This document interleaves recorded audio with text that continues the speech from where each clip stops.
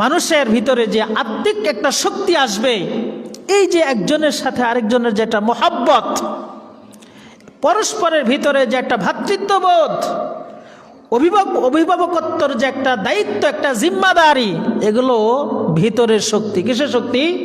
ভিতরের শক্তি, মনের শক্তি।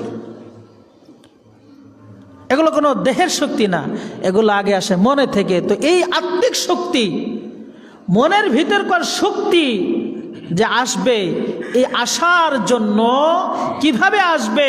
একজন মুমিনের সাথে আরেকজন মুমিন পুরুষের যে ওটা ভালো একটা সম্পর্ক তৈরি হবে, একজন নারী আরেকজন নারীর সাথে যে ভালো একটা সম্পর্ক থাকবে, ভালো কাজে আদেশ করবে, অসৎ কাজে নির্দেশ করার যে একটা আত্মিক শক্তি, এই শক্তিটা পাবে কোথায়?